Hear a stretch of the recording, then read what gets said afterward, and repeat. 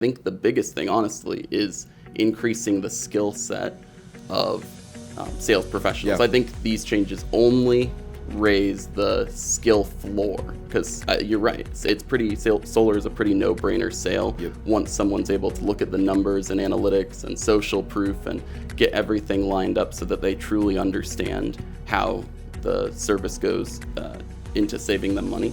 Takes it back to a Jim Rohn quote that says, "Don't wish it were easier, wish you were better." Mm-hmm. And I think that's what we're going. Well, I think we've already kind of seen that in solar. We're going to continue to see it. As 3-4 years ago, like literally anybody could go out there and sell solar. Like we had roofers selling solar, yet people that stopped installing solar to sell solar just because it was easier. Yeah. Whereas now I 100% agree with you. It's like the skill set of the value is going to have to go up. Welcome back to another episode of the Be Bright podcast. Today we have Zack Thornberg on. I would say, just from the time that I've known him, very smart, insightful, and obviously with solar, there's a couple things we could probably talk about. So excited to have you on, man. Thanks for hopping on. Yeah, thanks, Tyler. It's my pleasure. Appreciate it. And if you don't mind just giving people just kind of a quick background about yourself and, yeah. Sure. Yeah, absolutely. My name is Zackary Thornberg. I've been working in solar a little over 7 years. That hasn't all been full-time, but I started owning a Titan dealership. I originally got into sales pretty close to out of high school, working with ADT, and relatively early on in my career, within the first year and a half, ended up being promoted to regional. They moved me over to the East Coast, so I oversaw North Carolina, South Carolina, and Georgia. And I had about 40 sales and installation staff, but it was primarily like sales is all of the work. Sure. In solar, it's more of a setter-closer model is what people are used to, but in security, They've got the initial contract, and then they've got the $5,000 to $10,000 plus security systems, and those are the guys that I managed. Oh, awesome. Are you still paying the electric company for power every single month? You're not only losing money, you're investing in someone else's future, not your own. Bright Home Energy has over 400 5-star reviews and over 100 5-star reviews on the BBB. That means real homeowners just like you are already making the switch with quality and peace of mind. We are the preferred solar installer for Solar Edge Technologies in Arizona. Not a title that was given, but a title that was earned through quality, structure, and peace of mind. As a NABCEP certified solar installer and an APS qualified technology installer, your solar installation with Bright Home Energy is not good, it's top tier. So the choice is yours. You can either keep paying your utility company every month, making them rich, or you can make the switch to solar and start investing in your future today. And yeah, we'll definitely, get into your experience. And I always think it's cool because, as we kind of look at this point, like you've been in solar for 7 years, you've been in direct sales, over a decade.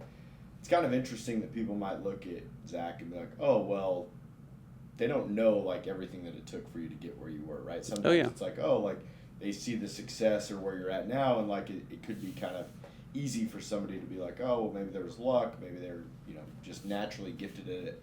When normally, like, and I'd say almost 100% of the time, like even you might meet somebody who thinks just uber talented and a natural, but once you get to know their story, there's tons and tons of like setbacks, hard work, those things that, success leaves clues, and I think it's kind of the same ingredients for every facet of life.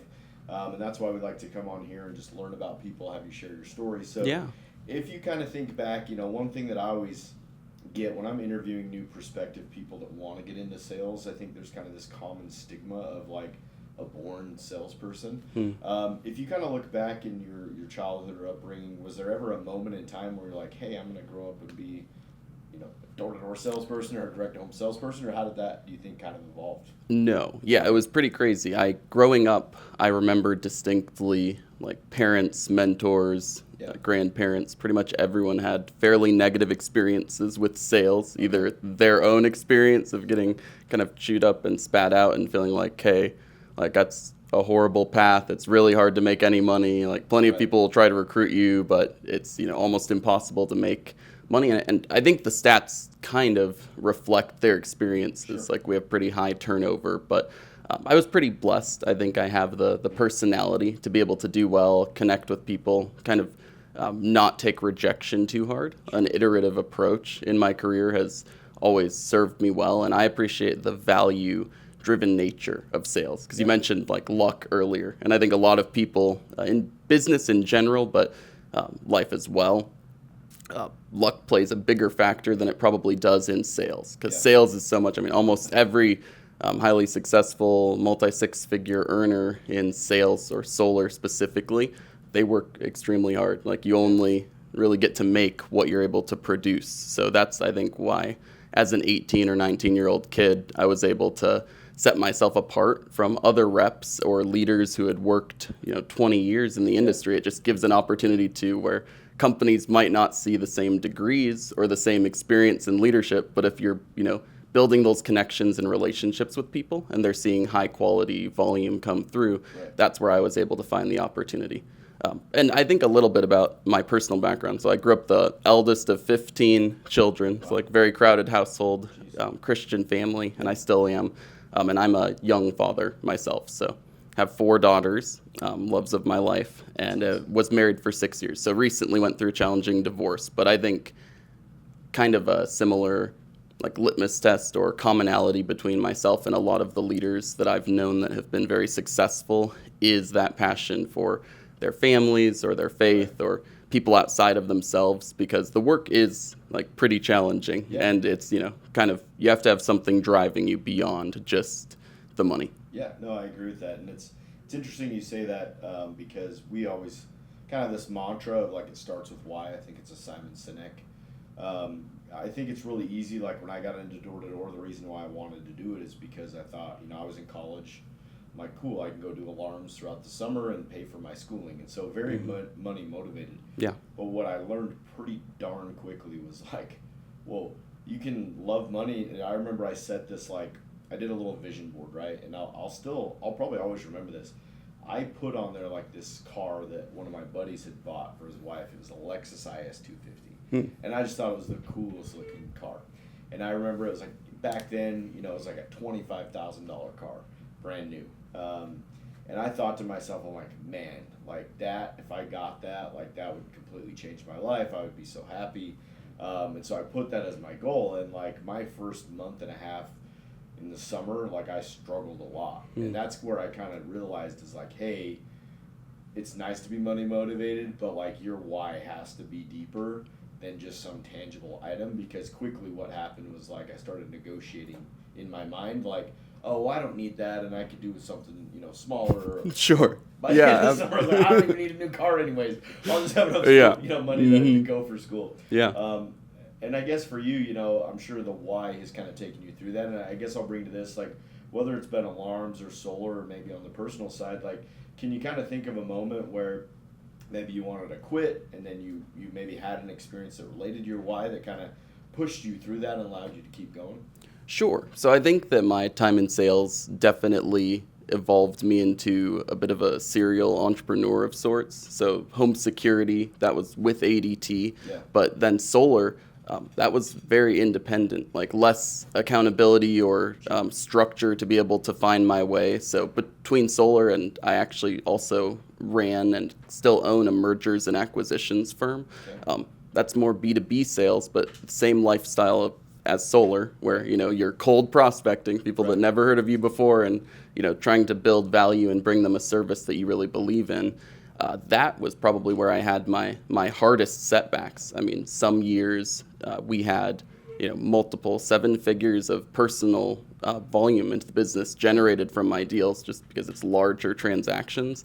But I had kind of a just the market ebbed and flowed. There was a lot of economic strain with a real estate decline, which directly reflects business prices as well, to where I went from, 7 figures in the green to like negative, like $500K plus, just due to managing capital and still being young. Like it was definitely, I'll take full responsibility for my failings, but it was really hard. And it got weird because like family and friends and most people I knew in life didn't really have experience to draw from to advise me on it. So I had to seek out new mentors, also just read more books, build more wherewithal for understanding market ups and downs, sales and business ownership life cycles in general, but that built a lot more stamina in me for just the ups and downs that sales can have. Like things could go pretty wrong without me feeling shaken emotionally, just because that, like, I feel like it's not going to be worse than what I experienced there. Yeah, no, that's I think such an interesting dynamic that I think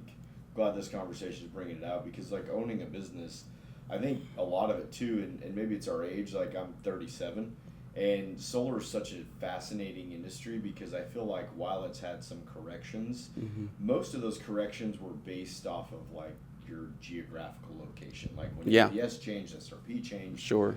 NEM2. NEM2, but now it's like nationwide. Hey, there's all these changes now, and especially the last few years with interest rates, lenders, the big beautiful bill, all these things that it's like, I don't think people, maybe we're just living in the clouds a little bit. Like it's really like when the money's flowing and sales are going and people want solar, it's like you don't really think of like, hey, this could one day like not be this way or be different or shift. And now we're seeing this cycle of like, hey, solar is shifting. It's going through a cycle that hopefully you're prepared for it, because if you are, I think people are still going to win no matter what happens in Washington. But as we've seen over the last couple of years, like a lot of businesses have been wiped out and people have left the solar industry because maybe they just weren't prepared for that.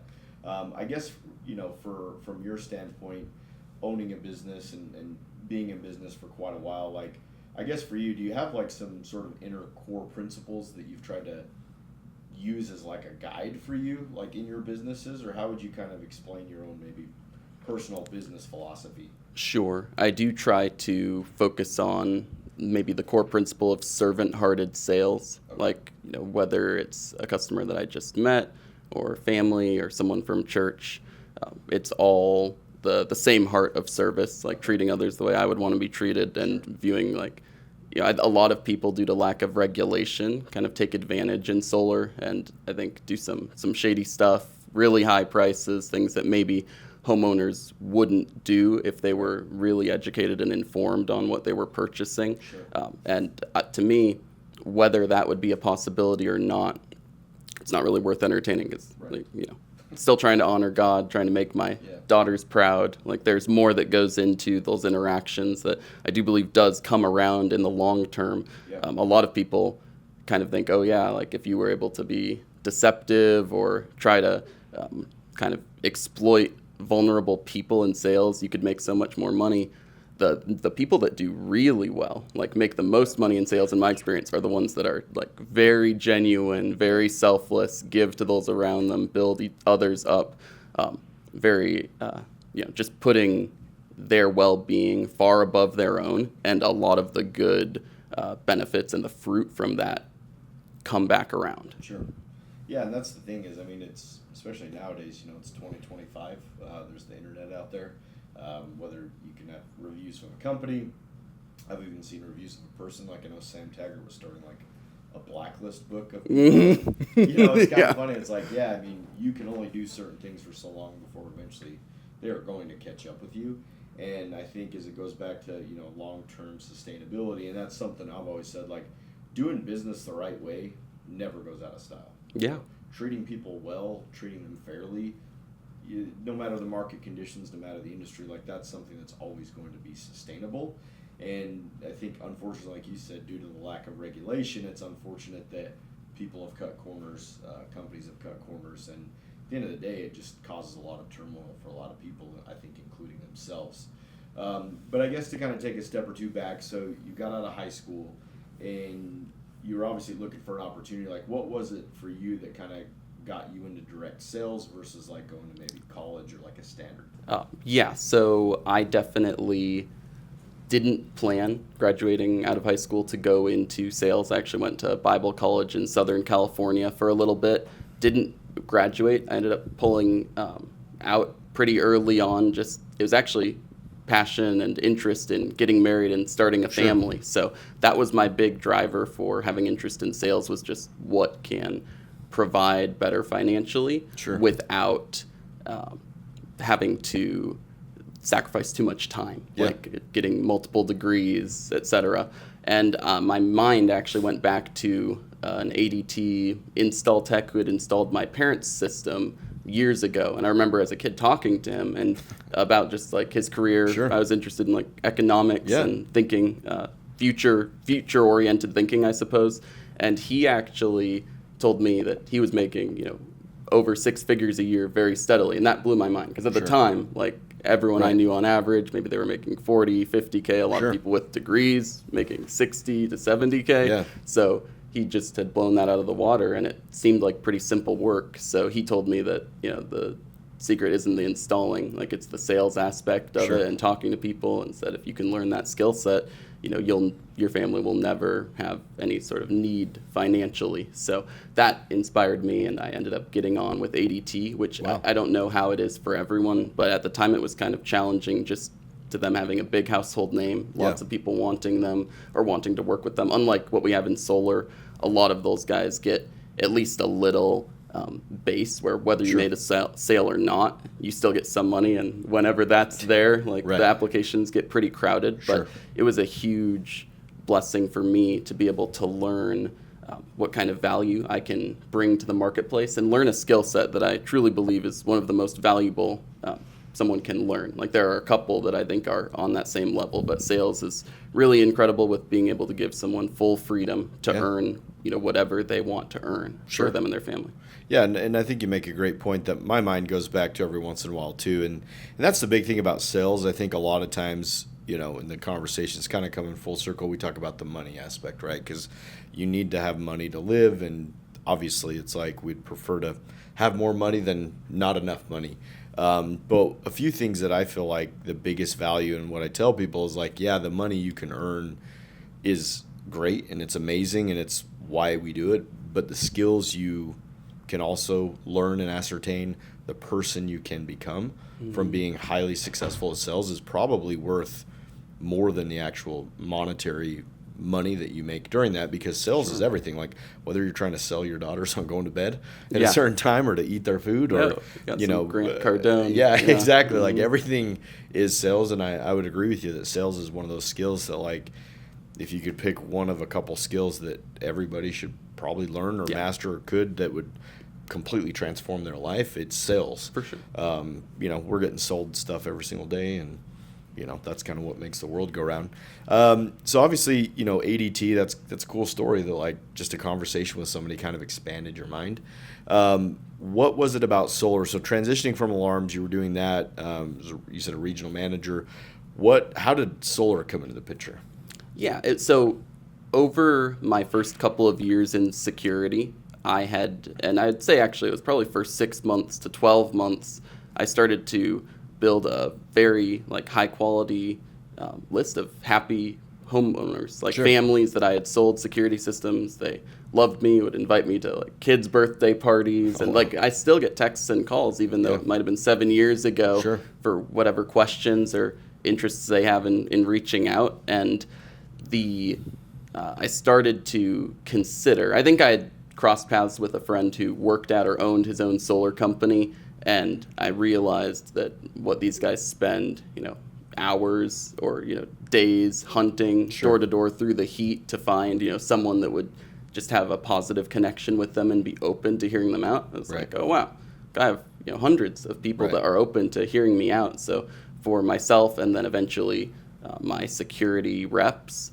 I just built a habit of, hey, this isn't even like a mention in every stop, Right. but in homes where they've mentioned that they might have interest or you think that they could really benefit from it due to home size or their Right. background, after everything's complete, you're packing up, kind of mention that we do this as well. Sure. And I would find that I had follow-ups that were interested because I would offer, some sort of incentive of, Sure. hey, if you're willing to hear it out, let's see if we could save you money. And had only positive experiences. Wow. I actually, because of that being my main lead source, my first few years in solar, I'd never seen any sort of complaint, anything remotely close to Right. it, just because of, I think, the quality of how I was sourcing leads. It wasn't, trying to deal with really angry or skeptical people Sure. and talking to them about solar. It was, people that already had a very positive connection with me. And that it was like a side hustle opportunity Sure. at the start and a way to provide more value to families I already cared about. But over time, I started to realize, I mean, security sales, average commissions, it can depend on what you're looking at, but, a couple $100s, few $100s, Sure. Maybe 1,000 to 2,000 at the very max when, you're selling massive systems and Sure. mansions. Right. But compared to solar, like even if you're giving the most affordable, high value deals to homeowners ever, you're talking about more than double. So Yeah. it was just something that over time felt like a more logical move, similar to M&A. M&A and solar became my priority after security, at least 5 years ago. Sure. Awesome. Yeah, and I mean, security is such an interesting thing. I don't know if it's the product itself because it's highly emotional. Because I remember when you're selling security, like you're overcoming, like I have a gun and I've got a dog and Yeah. like all these things, and it's such an emotional sell because you also have to walk the line because you can't go up to people and be like, "There's tons of break-ins in your neighborhood. Yeah. Like, you're unsafe." Yeah, no, for sure. But you have to try to get the point across of like, hey, you need them to start thinking like, hey, it's not as safe as I thought it was, but it's not completely unsafe. Yeah. Versus solar, I felt like is a lot more logical. Obviously, it sounds like you're sourcing pretty good leads, but I guess for you, the difference between the two. I mean, I know for me, just thinking of solar, I just felt like I was kind of making a greater impact versus alarms per se. And then I guess now for you, in regards to solar, how do you feel the value is, maybe compared to when you start? Do you feel like the value is the same just with everything going on with the utilities? Do you feel like you're finding a niche in the marketplace to where you can provide maybe more value now than you were maybe 4 or 5 years ago when it was closer to net metering? No, that's a great question. I think a lot of solar leaders and just reps have kind of felt like solar, at least in Arizona, has gradually gotten worse. Yeah. At least I see a lot of guys like Sure. all-stars leaving the industry, and it's very odd to me as someone that I wouldn't say was a solar purist, certainly not early on. I think solar is still fantastic. Sure. Like I've seen business increase and Yeah. the opportunity for value and setting yourself apart, either as a sales leader or as a company. That opportunity only continues to open up. And I think a couple of the reasons why are, sure, in the past, some utility companies had higher buyback rates, but certain technological aspects have made the value proposition better over time as well, like Yeah. Tesla's batteries. I think that's huge, at least in Yeah. terms of the actual monthly bill that a lot of homeowners are seeing. Even with higher buyback rates in the past, I'm seeing homeowners be able to get as good or better deals now just Sure. with more strategic use of a battery as opposed to having a lot of usage during Yeah. off-peak hours or cloudy days or nighttime that is eating into the savings they would have been getting from APS or other utility Sure. buybacks anyways. I also would say, like more recently with some of the new tax legislation that moved forward through Congress and is on the horizon, I've been blown away by how much panic I've seen from peers or others in the industry that I'm not necessarily very close with.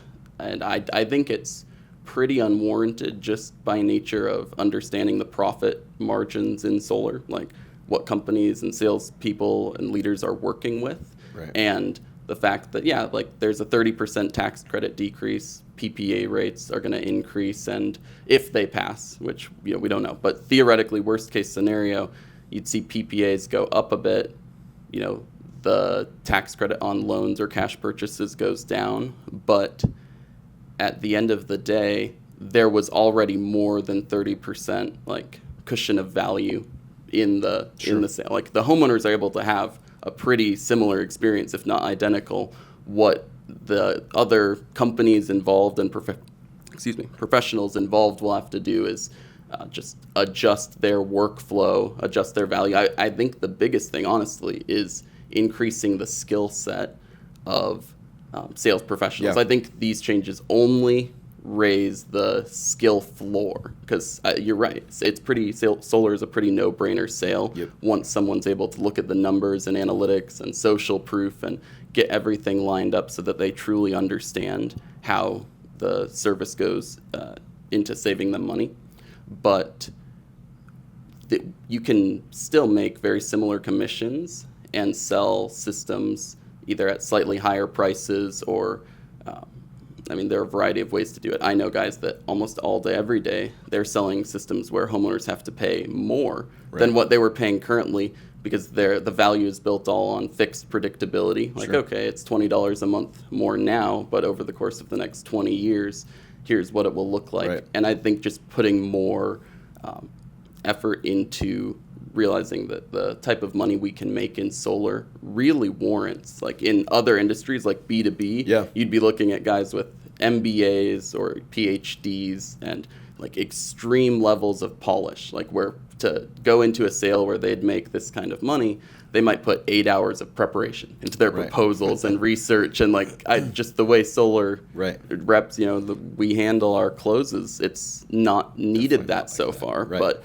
as we see margins start to get tightened a little, we're going to need to put more effort into ourselves and into training our sales staff to provide the value needed to the marketplace so that we don't become the bottleneck where value is lost. No, I agree. And it takes me back to a Jim Rohn quote that says, don't wish it were easier, wish you were better. And I think that's what we're going, well, I think we've already kind of seen that in solar. We're going to continue to see it as, 3-4 years ago, like literally anybody could go out there and sell solar. Like we had roofers selling solar, you had people that stopped installing solar to sell solar just because it was easier. Whereas now I 100% agree with you. It's like the skill set of the value is going to have to go up. But like I look at it this way because right now there's great urgency to get people to go solar. Like we don't know what's going to happen, and chances are what's going to happen is going to be worse. So you're going to ride that wave. And then what's going to happen is people are going to start hearing about that. Then they're going to think, well, I can't go solar anymore. And then you're going to start approaching people, and they're like, wait, we can still go solar? Like, yeah, well, I thought it went away. No, the tax credits went away, but it's still going to make sense. Oh, let me hear you out. And then then you're going to be able to sell that value. So it's like I think there's tons of opportunity still. But it's like you're saying, it's raising the floor, and I think that'll be a good thing for the industry as it continues to evolve.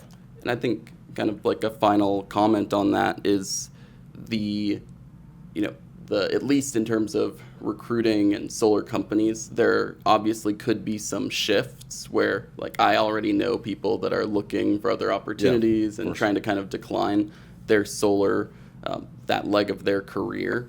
And I think it was Einstein who said the heart of difficulty is where opportunity lies. So I think that as a leader and someone that's owns businesses and works in that leadership kind of vision, trying to look 5 years, 10 years ahead type position, I think it might make solar even better or worth people's attention more. Because as people get discouraged or consider looking elsewhere, the value in terms of the technology is still 100% there to homeowners. So you have a better opportunity for being able to grow, scale, deal with potentially less competition. It's just, with every negative in business, there's always a positive. You just have to look for it. Sure. No, I love that. I think that's a great bow to segue to the next one.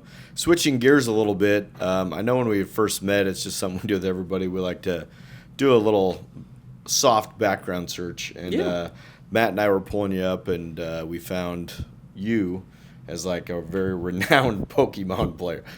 That was awesome. Do you want to talk about that? Sure. Yeah, man. No, absolutely. I don't think I was many. Surprised. No, you're good. I don't think like, many people in sales that I work with necessarily know me for this. But growing up, I always liked strategy games. So chess. I played some Magic the Gathering. But in tournaments, since I was about 10 years old, I was a top-performing Pokemon VGC player. It just stands for Video Game Championships. So we used to play on the Nintendo DS, and then it moved to Switch. But it's not sales money, but that's made me per year at least, 20 to 30 grand. It makes enough for me to like cover the trips and then some as an extra. But I'll play in a handful of tournaments a year, and a couple of years I was like one of the top few ranked in the world. Like not this year, but the previous year, I finished as one of the top 5 Americans, top 20-ish in the world out of thousands of players at the World Championships in Tokyo. So it's something that I have a passion for. It's lots of numbers. I'd say it's similar to very similar to chess plus poker. Like it's Okay. turn-based strategy, a lot of thinking 6-7 steps ahead. Okay. What are they going to do, and how am I going to plan out what I do? Not like a first-person shooter where real time you're running around, but people always seem to have some nostalgia from it. I think just the generation of Sure. people are 25 to 40, they grew up with Yeah. it and they're pretty familiar with it, so it's a fun like party like knowledge Party tidbit trick, about myself. Yeah, to draw. No, that's awesome, man. And when I saw that, I was literally like, oh yeah, well that doesn't surprise me, because I feel like, I mean, just to be successful at anything, whether you're playing an instrument or even video games or business, like I really do believe there's sort of this formula for success in everything, and a lot of it's time, and a lot of it's what you said too, of like how, like being strategic, thinking 6 or 7 steps ahead. Yeah. Especially in sales and in business, like, in sales, we know there's only like 10 objections really that we're going to get. Sure. And that's what I tell people is like, it's a repetition. They might come out in different forms, but there's literally like 10 objections. And so what you need to be good at is, I think like a mid-tier salesperson is good at overcoming those objections. But a great salesperson is someone that can know this objection is going to come, and so I'm going to address it before it even becomes an objection. 100%. And so, just kind of similarly to having skills with Pokemon and in sales, is like that's how you take like your sales career to that next level, is how can I get 6 to 7 steps ahead. So obviously, not really shocking that you've had the success that you've had, because there's a lot of symmetry between all of those things. Yeah. And I guess for you, I mean, I feel like you're a pretty intelligent guy and plugged in. I mean, generally speaking, what are your views on solar, moving forward? Because it's like there's a lot of panic, or has been. People leaving the industry, Sonova, Mosaic, Yeah.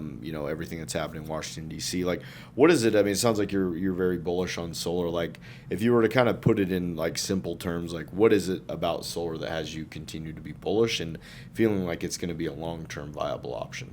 Sure. So whenever I analyze any business model or opportunity, and like we can kind of isolate solar as a market segment in energy, Sure. but I look at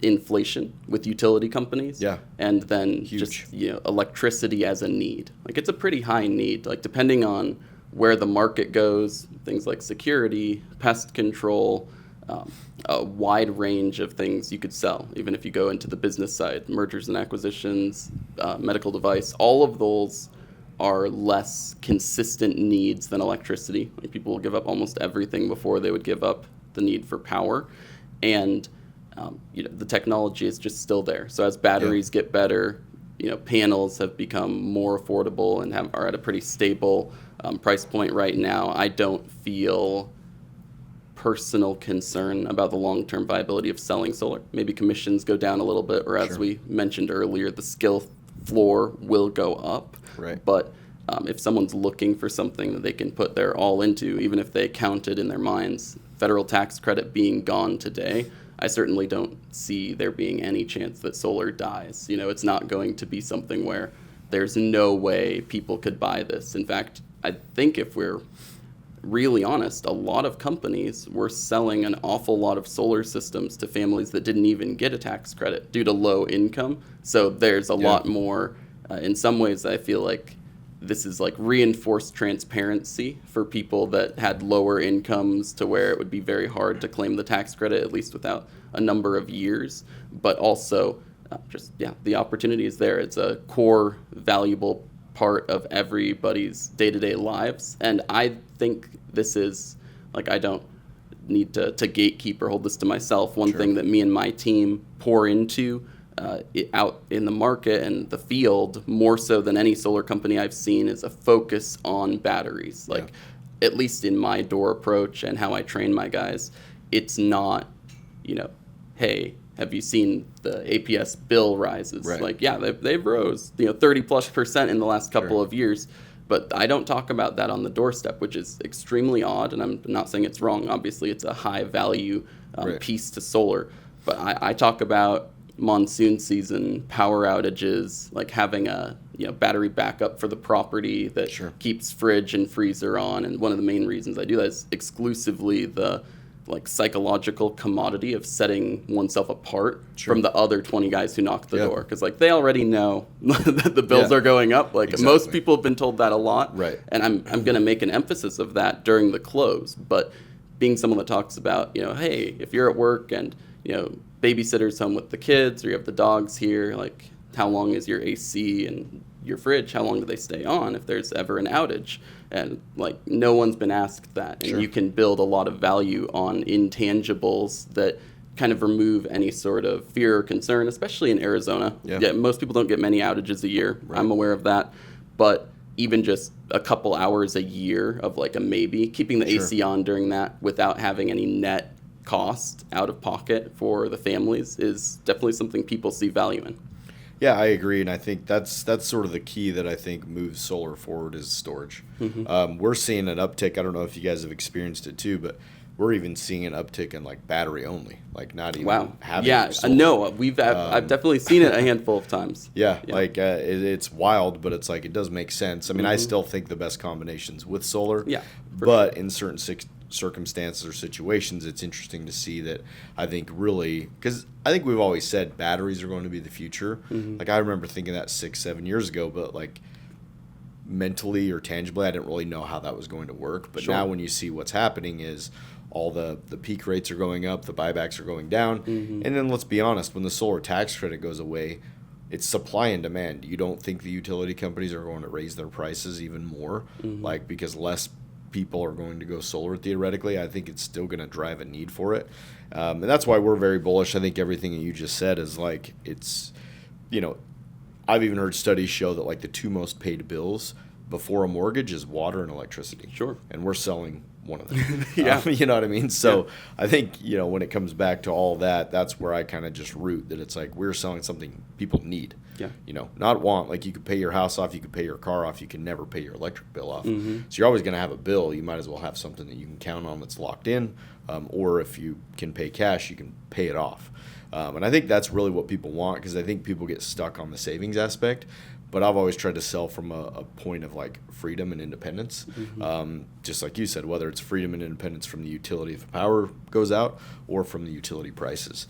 And I guess kind of like putting a tail on all this, I mean, I know we've talked about a lot, but one thing that I always find fascinating is, we've talked about your why, we've talked about more technical stuff with the industry and monetary. But as you look back, it's hard to really like know, because you can never really predict the future. And I think it was like a Steve Jobs quote that's like, you can really only kind of look at things as you move back and pinpoint certain things. But as you move forward, maybe in the next phase of your life or 20 or 30 years down the road, like what do you want Zach's legacy to be? Sure. No, that's a fantastic question. I would say the heart of like ultimately why I do what I do is to glorify God and to leave the world a better place than I found it. Like Sure. I do genuinely at the end of my life. My primary goal is philanthropy reform, like being able to increase the efficiency. When millionaires or billionaires are giving money away, a lot of times 90% plus of that money goes to like running the nonprofit or the organization, yeah. as opposed to the actual giving away to people in need and helping Sure. solve some of the most complex problems in the world. So the legacy that I'd love to leave behind by God's grace would be to help improve the efficiency of that, and therefore create systems or solutions that will help more people be helped for many generations past when I move on, and certainly set my children up well to be able to have good character and good foundational principles that they can draw from, so that whether life is hard or life is easy, they stay strong in their character and their faith, and that they love other people. No, that's awesome, man. And everything you described is, it's kind of funny how it's like those are things that money can't buy. It's who you are and the example you set, and no doubt that I'm sure when life goes through that and just knowing who you are, that won't be surprised that that's the legacy that you leave. So, well, I appreciate you coming on. Thanks for sharing your Thank you thoughts so and much, insights. Tyler. I and, appreciate you. Yeah, letting everybody know a little bit who you are, if they were to try to find you like on social media or maybe check out your company and Yeah. stuff, any links or whatever you want to drop for people? Sure. Yeah. Easiest place to look would be LinkedIn. I'm on there, just Zackary Thornberg.